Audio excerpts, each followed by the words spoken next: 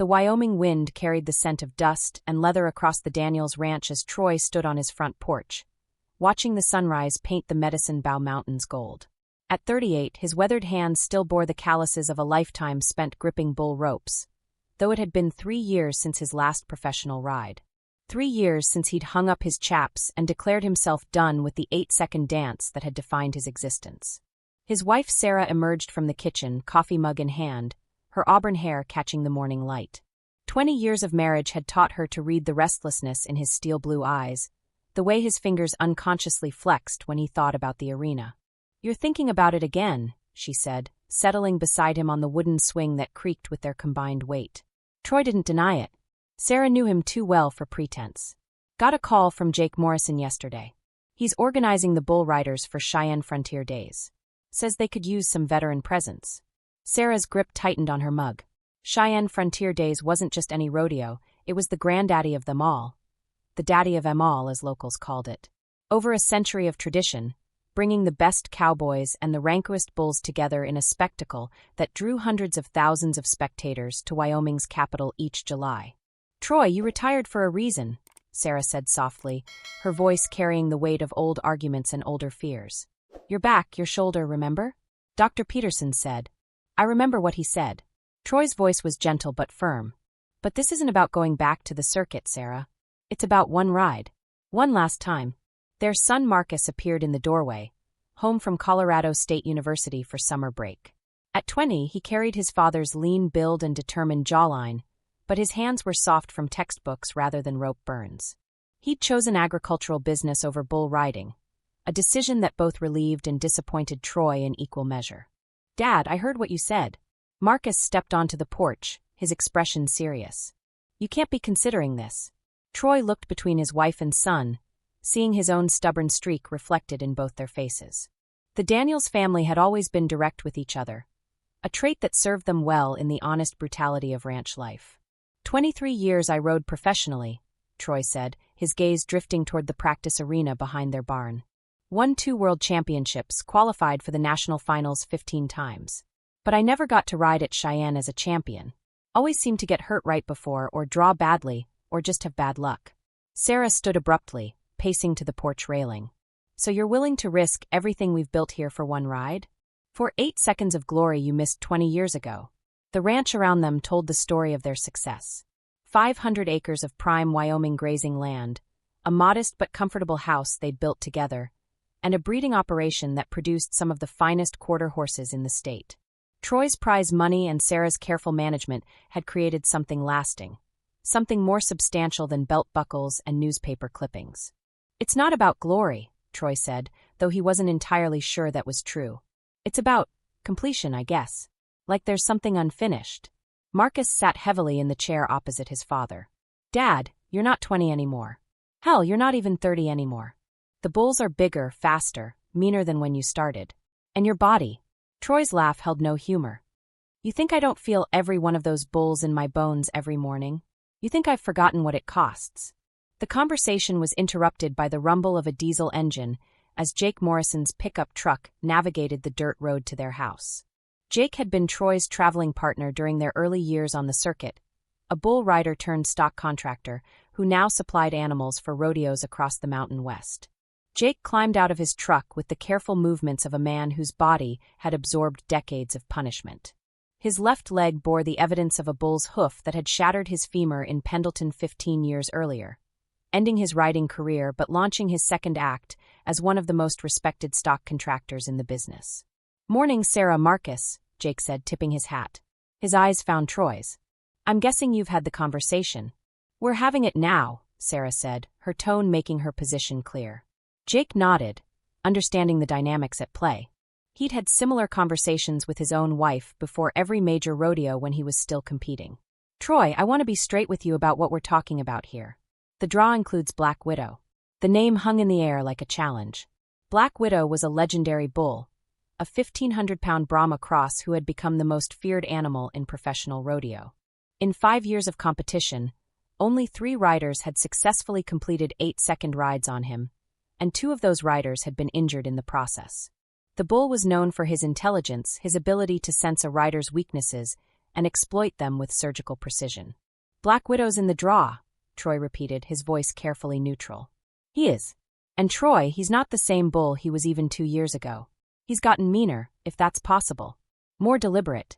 Jim Patterson drew him in Denver last month and ended up with a broken collarbone and 3 cracked ribs before the buzzer even sounded. Sarah's face had gone pale. Troy, please. Think about what you're saying. But Troy was thinking, his mind already working through the possibilities. Black Widow represented everything he'd never conquered in his career, the ultimate test of skill and courage. The bull had been brought into competition just as Troy was considering retirement, and their paths had never crossed in an official capacity. What's the entry fee? Troy asked. For you? Nothing. You'd be riding as an exhibition, a special attraction. The committee wants some name recognition, some history. Your 2 world championships carry weight with the crowd. Marcus leaned forward. Dad, this is insane. You have nothing to prove to anyone. Maybe that's the problem, Troy said quietly. Maybe I have something to prove to myself. The afternoon found Troy in his workshop, the familiar ritual of equipment maintenance occupying his hands while his mind wrestled with the decision. His chaps hung on their wooden frame, the leather supple and broken in perfectly to his body. His rope lay coiled on the workbench, the handhold worn smooth by thousands of practice sessions and competitive rides. Sarah appeared in the doorway, watching him work rosin into the rope's fibers. You've already decided, haven't you? Troy didn't look up from his work. I keep thinking about something my dad used to say. He'd tell me that a man's character isn't measured by how many times he gets knocked down, but by whether he gets back up when it matters most. Your father never rode bulls for a living, Sarah said. He was talking about life, about everyday courage. Not about climbing on 1,500 pounds of fury when you're pushing 40. Maybe they're the same thing. Troy finally looked at her, seeing the fear she was trying to hide behind practical concern. Sarah, I've been retired for 3 years. 3 years of getting up before dawn to check cattle, of worrying about feed prices and veterinary bills, of watching other men live the life I used to have.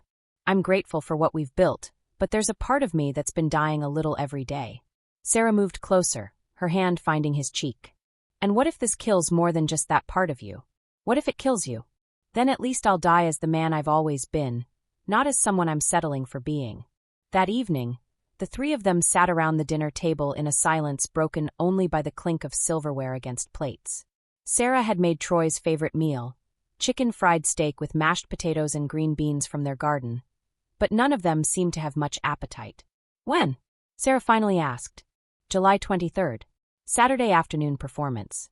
That's 3 weeks away. 3 weeks to get ready. 3 weeks to remember what I used to know. Marcus pushed food around his plate. What does Dr. Peterson say about your shoulder?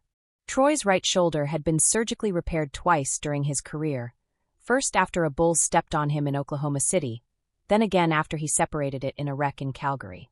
The joint ached constantly now, especially before storms, and Troy knew it would never be as strong as it once was. I haven't talked to Dr. Peterson about this. Dad, you have to. I have to do what I think is right, Troy interrupted, his voice carrying the authority that had commanded respect in arenas across North America. And sometimes what's right isn't what's safe. After dinner, Troy walked out to the practice arena behind their barn. The space hadn't been used in months, weeds growing up around the wooden rails. He'd built it during his competitive years, a place to work on his technique without the pressure of audience or judges. It had been his sanctuary, his temple, his confessional. The bucking chute stood empty and lonely in the gathering dusk. Troy climbed into it, testing his memory of the routine. Position the rope, check the handhold, visualize the bull's movement, commit to the ride. His body remembered the sequence even after 3 years away, muscle memory more reliable than conscious thought. Sarah joined him at the arena fence, her presence a comfort even in her disapproval. I remember the first time I watched you ride, she said. You were 23, and I thought you were the most fearless man I'd ever seen. Or the most foolish. I still haven't decided which. Probably both, Troy admitted. Youth makes you think you're invincible. And what does middle age make you think? Troy considered the question as he climbed down from the chute. That some things are worth the risk, no matter what age you are. They stood together in the failing light, husband and wife, partners in a life built on shared dreams and mutual respect. Tomorrow Troy would begin the process of preparing his body and mind for one last ride, one final test of everything he'd learned in 23 years of professional bull riding.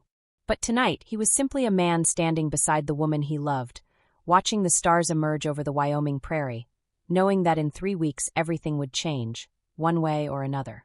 The sound of 70,000 voices created a wall of noise that vibrated through the grandstands at Frontier Park. Cheyenne Frontier Days lived up to its reputation as the world's largest outdoor rodeo, a 10-day celebration of Western heritage that transformed Wyoming's capital into a carnival of cowboys, carnival rides, and competition. Troy stood behind the bucking chutes, adjusting his protective vest for the 3rd time in 5 minutes. The familiar pre-ride ritual helped calm his nerves, though at 38, the anxiety felt different than it had in his 20s.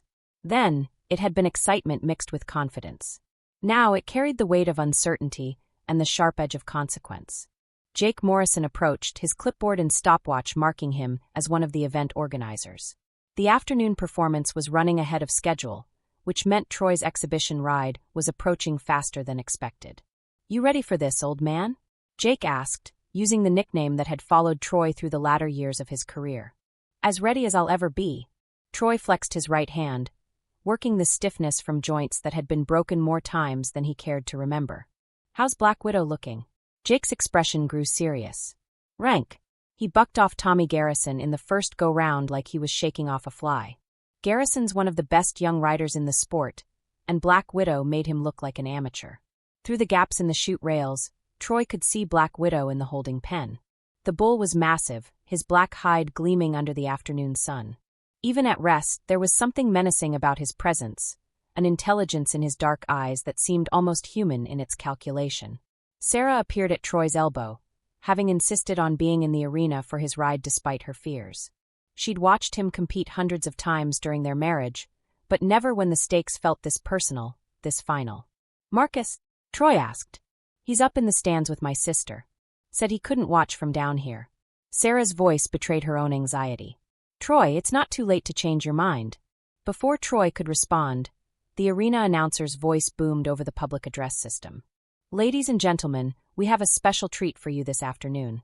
Making his return to competition after 3 years of retirement, please welcome 2-time world champion bull rider Troy Daniels." The crowd's response was immediate and enthusiastic.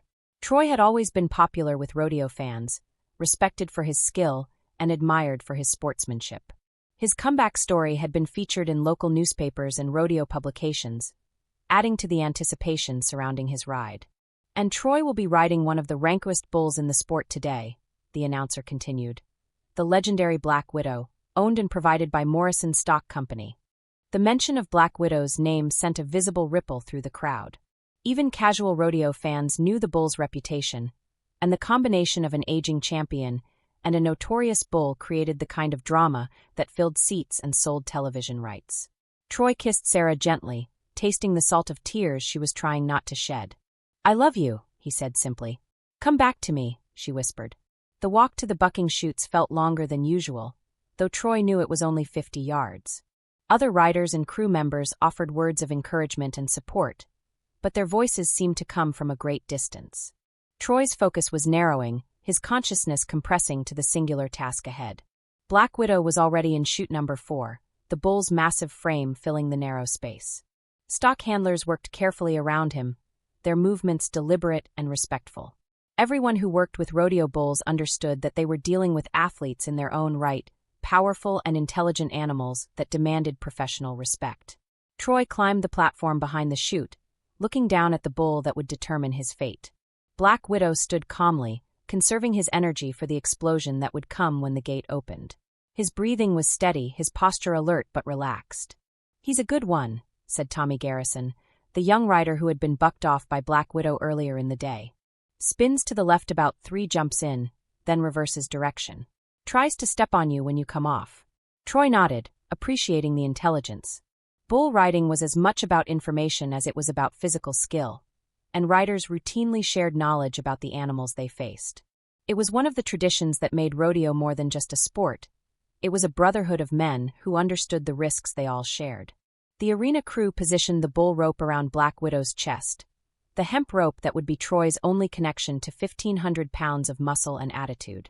Troy worked rosin into his riding glove, the sticky substance that would help him maintain his grip on the rope handle. "Rope's ready," called one of the handlers. Troy swung his leg over the chute rail and lowered himself onto Black Widow's back. The bull's hide was warm and coarse beneath his chaps, and Troy could feel the power in the animal's shoulders and haunches. Black Widow shifted slightly under his weight, but remained calm, waiting. The rope felt familiar in Troy's hand as he worked it around his palm and fingers, creating the handhold that would keep him connected to the bull for 8 seconds. If he was good enough, if he was lucky enough, if his aging body could remember what his younger self had known instinctively. "How's it feel?" Jake asked from beside the chute. "Right," Troy answered, and he meant it. Despite the 3-year layoff, despite his age, despite the fear that gnawed at his stomach, sitting on Black Widow's back felt like coming home. Troy's pre-ride routine was as precise as a surgical procedure. He checked his rope wrap, tested his grip, visualized the bull's first few jumps. He tried to empty his mind of everything except the immediate present, the 8 seconds that would define this moment and possibly his legacy. In the stands, Sarah gripped her sister's hand so tightly that both women's knuckles were white. Marcus sat rigid beside them, his usual confidence replaced by barely controlled anxiety. Around them, 70,000 spectators waited with the anticipation that only comes when something extraordinary is about to happen, or go terribly wrong. The judges positioned themselves on either side of the chute, their clipboards ready to score both the bull's performance and the rider's skill. A perfect score was 100 points, 50 for the bull and 50 for the rider. Those scores above 90 were rare, and anything above 95 was legendary. "Rider ready," called the chute boss. Troy adjusted his position one final time, feeling the rope settle into the calluses on his palm. Black Widow stood motionless beneath him, coiled potential waiting for release. In the distance, the arena's medical team stood by with their equipment, a sobering reminder of the consequences that awaited mistakes. "Ready," Troy called. Time seemed to slow as the gate latch was pulled. For a moment that lasted forever, Black Widow remained still, gathering himself for the explosion to come. Then the chute gate swung open, and the bull erupted into the arena like a black tornado. The first jump was straight up, Black Widow's feet leaving the ground by 4 feet, as he twisted his body in a corkscrew motion that would have unseated most riders before they cleared the chute. Troy stayed centered, his free hand held high, his legs spurring in the rhythm he'd learned over thousands of rides.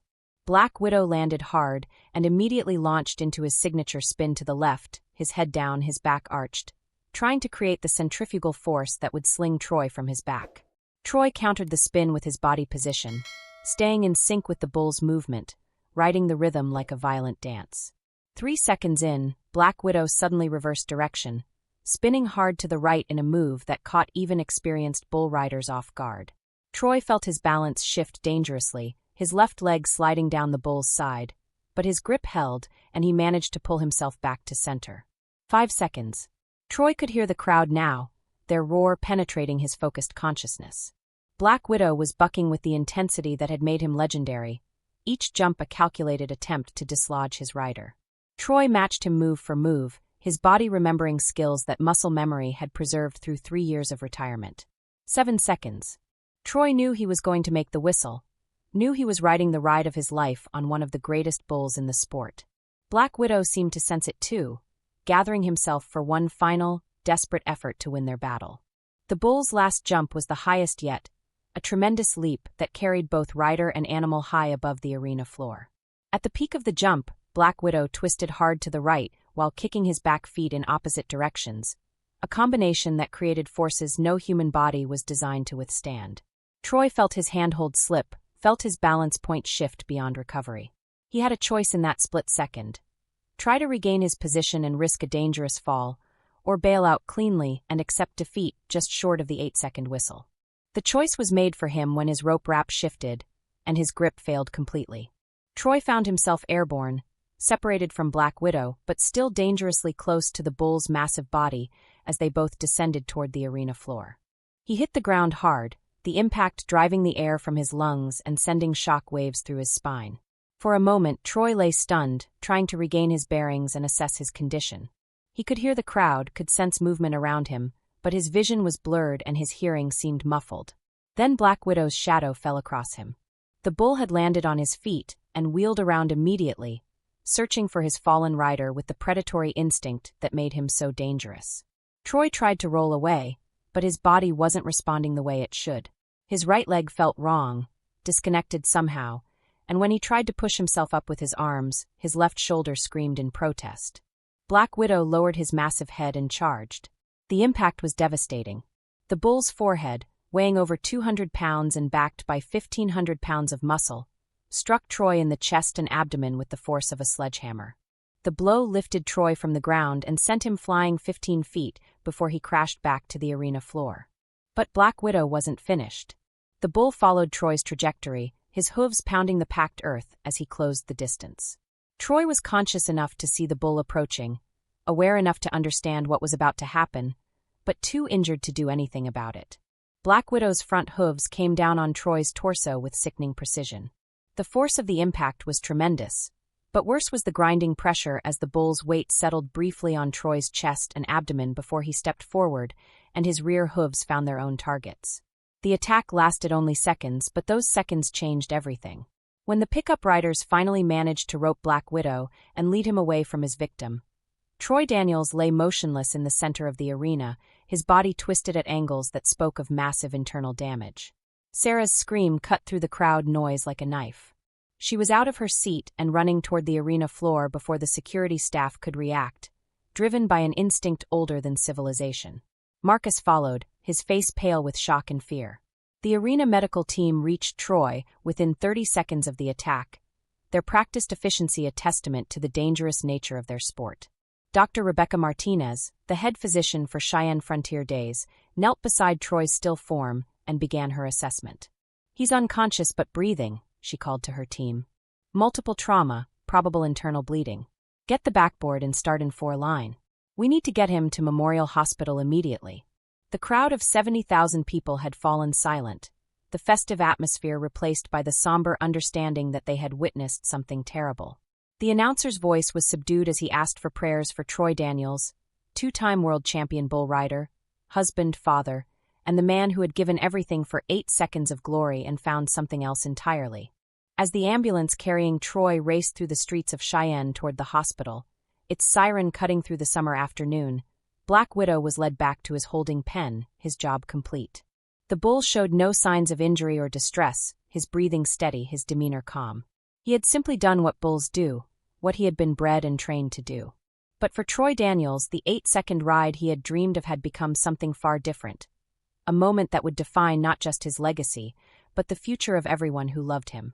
The intensive care unit at Cheyenne Regional Medical Center existed in a state of controlled urgency, where the sound of monitors and ventilators created a rhythmic backdrop to life and death decisions. Dr. Rebecca Martinez had worked trauma cases for 15 years, but the severity of Troy Daniels' injuries challenged even her extensive experience. Sarah sat in the ICU waiting room, her rodeo clothes replaced by the casual clothes Marcus had brought from their hotel. She hadn't slept in 36 hours, surviving on coffee and the desperate hope that somehow the doctors would find a way to undo what Black Widow had done to her husband. "Mrs. Daniels?" Dr. Martinez entered the waiting room, her surgical scrubs replaced by a white coat that couldn't hide the exhaustion in her eyes. "I need to update you on your husband's condition." Sarah stood immediately, Marcus rising beside her. Jake Morrison sat in the corner of the waiting room, having refused to leave despite Sarah's insistence that he didn't need to stay. The rodeo world was a tight community, and Jake felt responsible for bringing Troy back to competition. "How is he?" Sarah asked, though she dreaded the answer. Dr. Martinez sat down, gesturing for them to do the same. "Troy suffered massive internal trauma in the attack. We've completed emergency surgery to repair damage to his liver and spleen, and we've stopped the internal bleeding. That's the good news." Sarah waited for the rest, knowing there had to be more. The more serious concern is the traumatic brain injury he sustained. The CT scans show significant swelling and bleeding in his brain. "We've relieved some of the pressure surgically, but..." "But what?" Marcus demanded when the doctor hesitated. "We won't know the extent of the brain damage until the swelling goes down. That could take days or weeks. And even then, we can't predict what his cognitive function will be like if he regains consciousness." The word "if" hung in the air like a death sentence. Sarah felt the world tilt beneath her. 20 years of marriage and shared dreams suddenly balanced on the edge of a medical uncertainty. "What are his chances?" she asked quietly. Dr. Martinez's honesty was both cruel and necessary. "Mrs. Daniels, Your husband suffered injuries that would have killed most people. The fact that he's alive at all is remarkable. But the next 72 hours are critical. His brain function, his ability to breathe on his own, his neurological responses. Everything depends on how his body heals over the next few days. After the doctor left, the waiting room fell into the kind of silence that follows devastating news. Sarah stared at the industrial carpet, trying to process information that seemed to belong to someone else's life. This morning, Troy had been preparing for a comeback ride. Now, she was being told he might never wake up. "Mom," Marcus said gently, "maybe you should try to get some rest." "I can't leave him," Sarah replied automatically. "What if he wakes up and I'm not here?" Jake cleared his throat. "Sarah, I need you to know how sorry I am. I should never have encouraged him to do this. I should have known better." Sarah looked at the man who had been Troy's friend for 20 years. Jake's face showed the weight of guilt that she knew would haunt him regardless of Troy's outcome. "Jake, this isn't your fault. Troy made his own choice. He always made his own choices. But I put the opportunity in front of him. I knew he couldn't resist the challenge." "Then you knew him as well as I did," Sarah said softly. "Troy never backed down from anything in his life. That's who he was. That's who he chose to be." The ICU allowed visitors for 15 minutes every 2 hours. When Sarah was finally permitted to see Troy, she barely recognized the man lying surrounded by machines and monitors. Tubes ran from his mouth to a ventilator that breathed for him. For lines carried medications and fluids into his arms. Bandages covered much of his torso, hiding the surgical repairs that had saved his life. But it was his stillness that frightened her most. Troy had always been a man in motion, even in sleep. Now he lay motionless except for the artificial rise and fall of his chest. His face relaxed in a way that looked more like death than rest. "Troy!" Sarah took his hand, careful not to disturb the four-line. "Can you hear me? The doctors say you might be able to hear me." There was no response, no flicker of recognition in his closed eyes. Sarah tried to remember what the nurse had told her about talking to coma patients, about the importance of familiar voices and normal conversation. "Marcus is here. He's been worried sick about you. Jake too. Half the rodeo community has called to check on you." Sarah's voice cracked slightly. "You always were popular with the cowboys." She stayed until the nurse gently told her that visiting time was over. Walking away from Troy's bedside was the hardest thing Sarah had ever done, like abandoning him when he needed her most. The second day brought no change. Troy remained unconscious, dependent on machines for basic life functions. Dr. Martinez explained that this was normal, that brain injuries required time to heal, but Sarah could see the concern in the medical team's faces. Word of Troy's condition had spread throughout the rodeo world. Flowers and cards filled the waiting room, sent by riders, stock contractors, and fans who remembered Troy's career and respected his contributions to the sport. The Professional Bull Riders Organization issued a statement calling Troy one of the great champions and expressing hope for his recovery. Marcus spent his time managing the constant stream of phone calls and visitors. Sarah's sister had driven up from Denver, and several of Troy's former traveling partners had arrived in Cheyenne to offer support. The rodeo community's response was overwhelming, a reminder of the extended family that came with life in professional sports. "Mom, you need to eat something," Marcus insisted, bringing Sarah a sandwich from the hospital cafeteria. "I'm not hungry. Dad would want you to take care of yourself." Sarah looked at her son, seeing Troy's stubborn determination in his young face. "Your father would want to wake up and argue with the doctors about being discharged too early." On the third day, Dr. Martinez delivered news that was simultaneously encouraging and terrifying. "Troy's brain swelling has reduced significantly. We're going to try reducing his sedation and see if he shows signs of consciousness." Sarah held her breath as the medical team gradually lightened Troy's induced coma.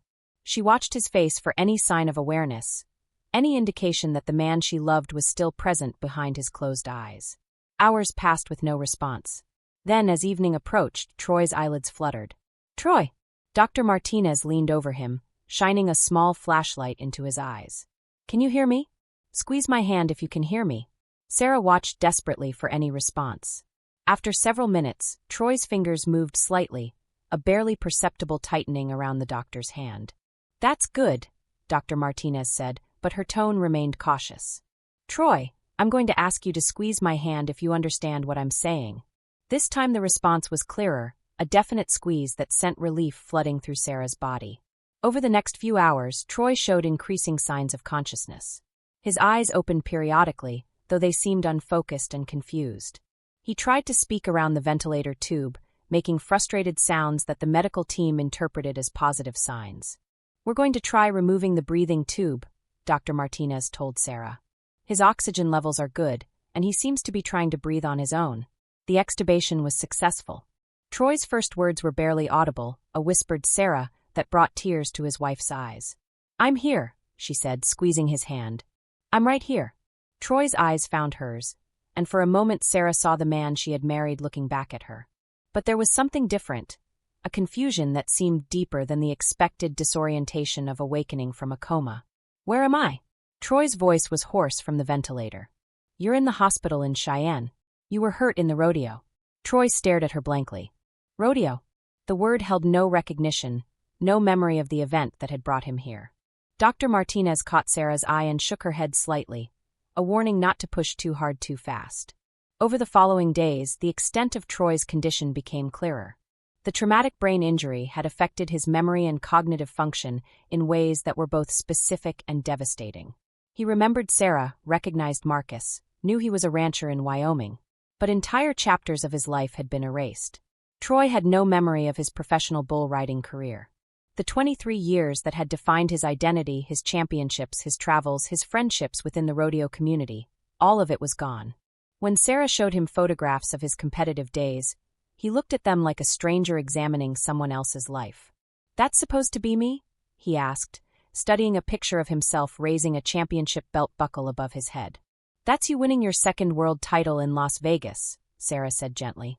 "You were 31 years old." Troy studied the photograph with the concentration of someone trying to solve a puzzle. "I don't remember any of it." Dr. Martinez explained that this type of memory loss was not uncommon with severe brain trauma. Sometimes the memories return gradually as the brain heals. Sometimes they don't return at all. We'll know more as time passes. What made Troy's condition particularly difficult was that he retained most of his other memories. He knew how to ranch, remembered details about their land and livestock, could discuss cattle breeding and market prices with his usual intelligence. But the passion that had driven him to risk everything for one last ride was simply gone, erased as completely as if it had never existed. Physical therapy began slowly. Troy's body was healing from the massive trauma, but progress was measured in small victories. Standing without assistance, walking the length of the hospital corridor, completing simple tasks that tested his coordination and cognitive function. Sarah watched her husband struggle with activities that had once been automatic, seeing frustration replace the confidence that had always characterized his approach to challenges. Troy was learning to be Troy again, rebuilding an identity that had been shattered along with his body.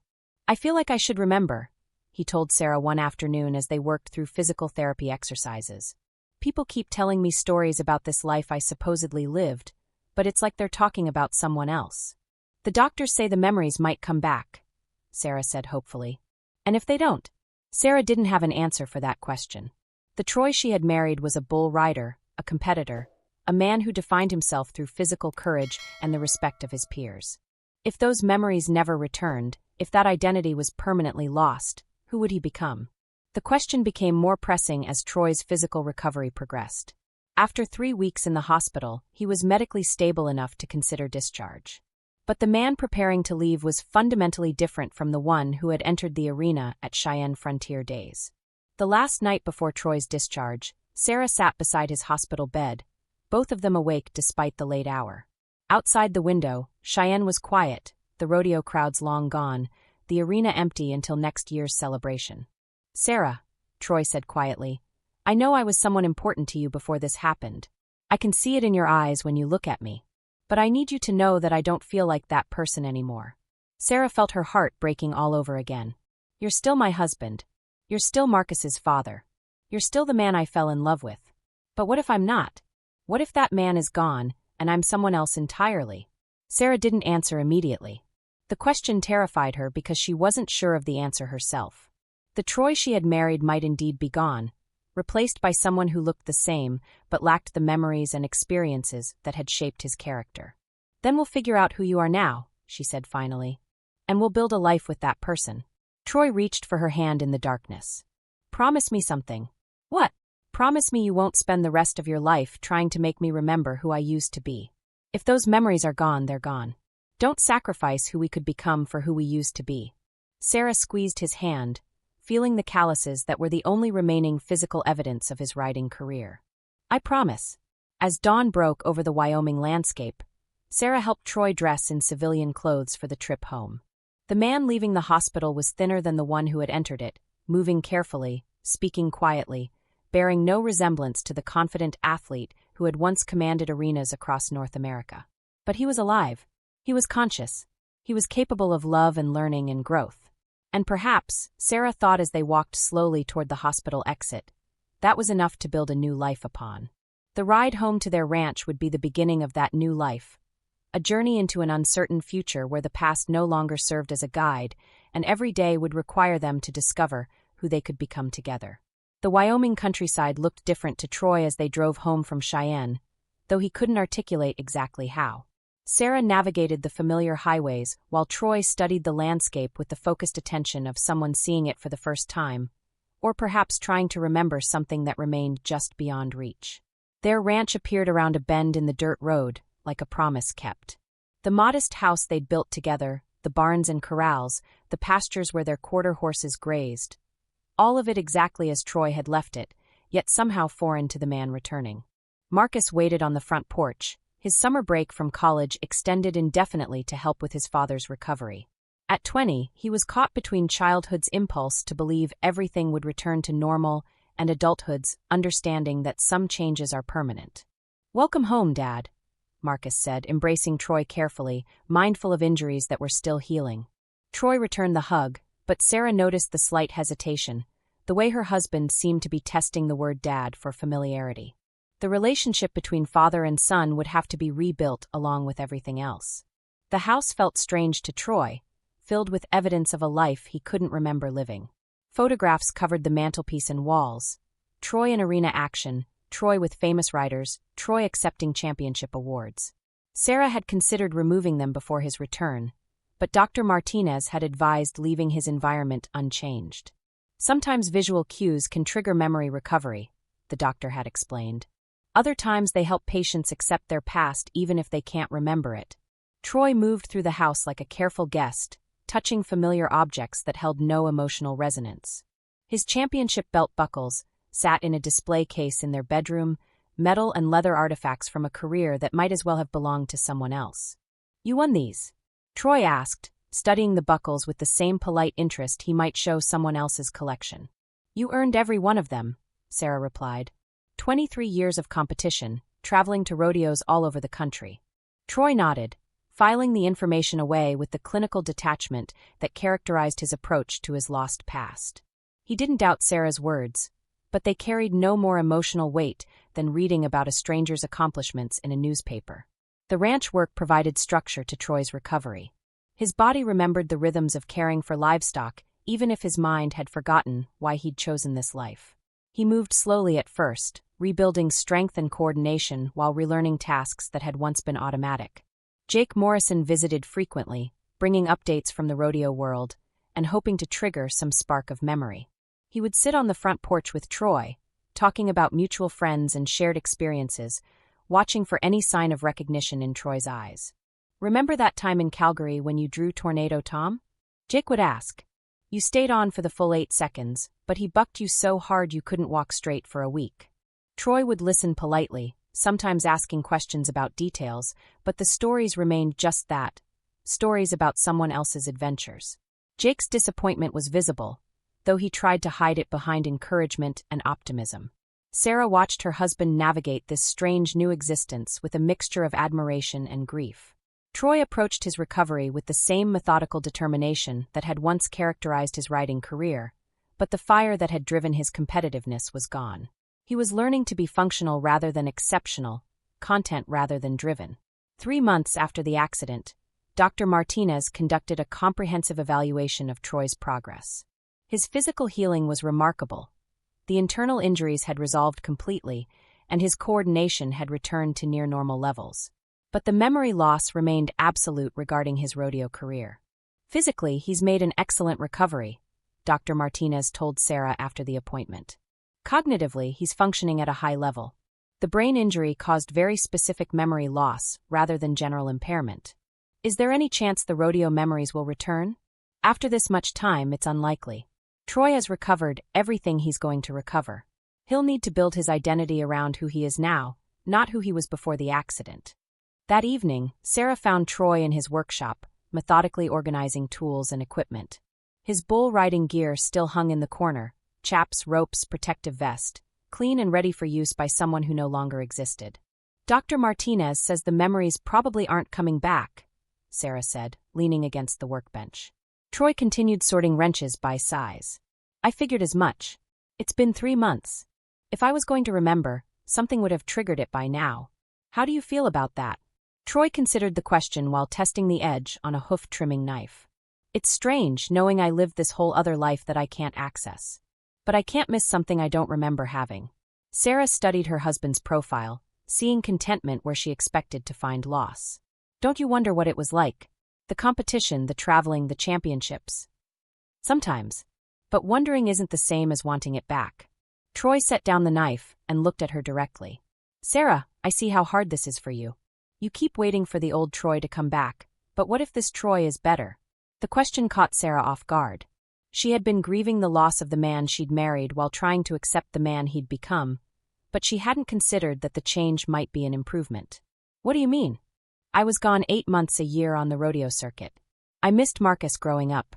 I put my body through hell chasing something that ultimately didn't matter. Maybe losing those memories isn't a tragedy. Maybe it's a gift. Sarah felt tears starting, unsure whether they were from sadness or relief.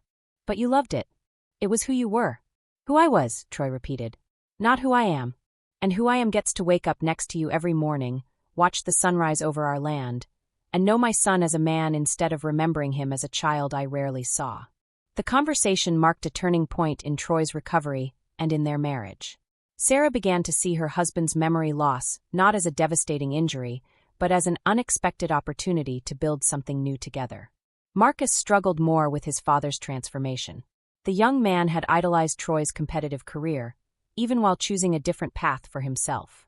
Losing his father's memories of their shared experiences, hunting trips, writing lessons, late-night conversations about life and dreams, felt like losing part of his own identity. It's like talking to a stranger who happens to look like my dad, Marcus confided to Sarah one evening after a particularly difficult conversation with Troy. He's still your father, Sarah replied. He just doesn't remember being your father when you were younger. But those memories mattered. They shaped who I became. If he can't remember teaching me to ride, or coming to my school plays, or helping me with homework, then who am I to him now? Sarah didn't have easy answers. Marcus was grieving the loss of his father's validation of their shared history, while simultaneously trying to build a new relationship with the man Troy had become. The breakthrough came during fall roundup, when Troy and Marcus worked together to move their cattle to winter pasture. The job required long days in the saddle, pushing cattle across rough terrain, working as a team to manage the herd. Marcus watched his father work, seeing the natural horsemanship that had made Troy successful in rodeo, even though Troy couldn't remember developing those skills. They moved cattle with an efficiency born of years of partnership, their horses responding to subtle cues, their positioning perfect for controlling the herd's movement. "You're still a hell of a cowboy," Marcus said during a break, watching Troy adjust his horse's position to block a steer trying to break from the group. Troy smiled, the first genuinely happy expression Marcus had seen since the accident. "This feels right, like something I've always known how to do." "Because you have. Dad, you were doing this before you ever climbed on a bull." This is where it all started. For the first time, Marcus saw his father not as a diminished version of his former self, but as someone who had returned to his roots after a long detour. The man working cattle beside him was the same person who had taught him to ride, just without the overlay of competitive ambition that had driven the rodeo years. That winter, Troy made a decision that surprised everyone, including himself. He decided to sell his rodeo memorabilia and use the money to expand their horse breeding operation. "I want to focus on what I have, not what I've lost," he explained to Sarah as they looked through catalogs of breeding stock. "These buckles and trophies are beautiful, but they belong to someone I can't remember being. I'd rather invest in something we can build together." The auction of Troy's rodeo collection drew buyers from across the country. His championship buckles, photographs, and riding gear brought prices that reflected his status in the sport's history. But for Troy, watching the items go to new owners felt like cleaning out a closet rather than losing treasured possessions. Jake Morrison attended the auction, buying several items to preserve Troy's legacy. After the sale, he found Troy and Sarah at their truck, loading the few personal items Troy had decided to keep. "This is really it, isn't it?" Jake asked. "You're done with Rodeo completely." Troy considered the question. "I think Rodeo was done with me the day Black Widow stepped on my chest. I'm just finally accepting it. Any regrets?" Troy looked across the auction yard, where cowboys and collectors were carrying away pieces of his former life. "I can't regret a life I don't remember living. But I'm grateful it brought me to where I am now." Spring brought new life to the ranch and new purpose to Troy's recovery. The breeding program was showing promise, with several maras carrying foals sired by champion bloodlines. Troy threw himself into the work with an enthusiasm that reminded Sarah of his competitive days, but without the edge of desperation that had driven his rodeo career. Marcus graduated from Colorado State with a degree in agricultural business and returned home permanently, bringing fresh ideas and energy to the ranch operation. Father and son worked together as equal partners, building something that belonged to both of them without the shadow of Troy's rodeo legacy. "You know what's funny?" Marcus said one evening as they finished feeding the horses. "I spent so much time trying to live up to your rodeo career that I never appreciated what a good rancher you were." Troy smiled, pulling off his work gloves. "Maybe that's what I was supposed to learn from all this. That my real legacy isn't what I did in arenas but what we build here together." On the first anniversary of the accident, the family drove to Cheyenne for the Frontier Days rodeo. Sarah had suggested the trip, wanting to see how Troy would respond to returning to the scene of his injury. They sat in the grandstands as paying spectators, watching the bull riding event from the same seats where thousands of fans had witnessed Troy's final ride. The crowd was enthusiastic, the bulls were rank, and the atmosphere was electric with the same energy that had surrounded Troy's career. "Do you feel anything?" Sarah asked as they watched a young rider successfully complete an 8-second ride. Troy studied the arena, the chutes, the bulls. "I feel like I'm watching something I might have enjoyed once. But it doesn't call to me. It's like looking at a sport I never played." When Black Widow entered the arena for the final bull of the evening, Sarah tensed involuntarily. The bull looked as powerful and intimidating as ever, his black hide gleaming under the arena lights, his reputation intact.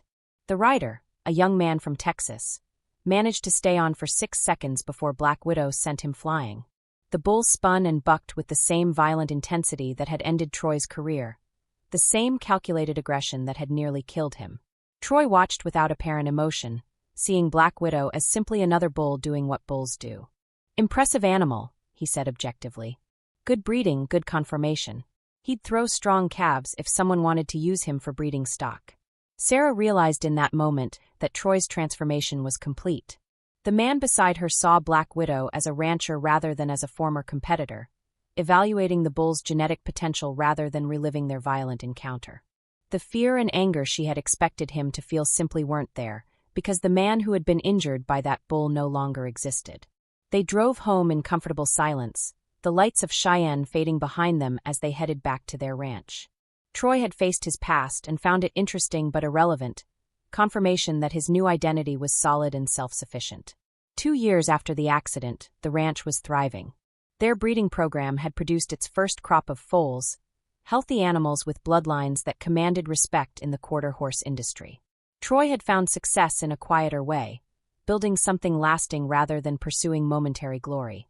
Sarah often reflected on the strange journey they had taken together.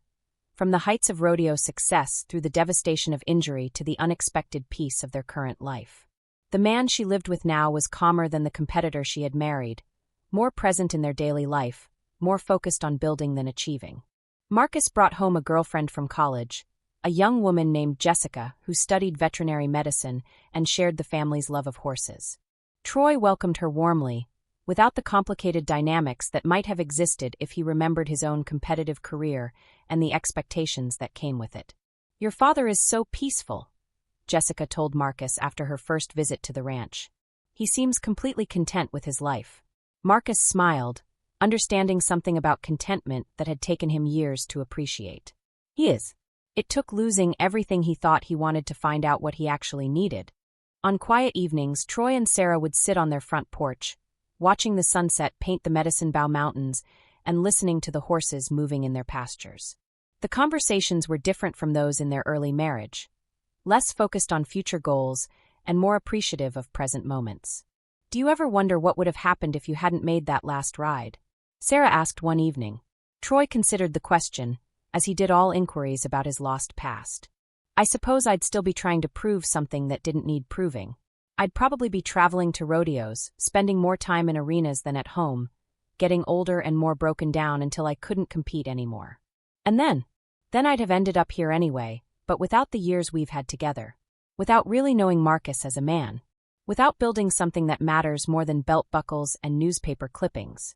Sarah reached for his hand, feeling the familiar calluses that now came from ranch work rather than bull ropes. "No regrets." Troy squeezed her hand gently. "How can I regret a path that led me home?" The stars emerged over Wyoming as they sat together, husband and wife, partners in a life that had been broken and rebuilt into something stronger. Troy Daniels had indeed made his last ride that day in Cheyenne, but the journey that followed had taken him somewhere better than any arena he had ever known. In losing the memories that had defined his identity, Troy had found something more valuable: the ability to be present in his own life, to appreciate what he had instead of chasing what he lacked, to measure success not by scores and standings, but by the depth of his relationships and the permanence of what he was building. The bull rider was gone, erased by Black Widow's hooves and the unforgiving physics of rodeo. But the man who remained was complete in ways that championships had never made him, whole in ways that victory had never achieved. And in the end, that was worth more than all the 8-second rides in the world.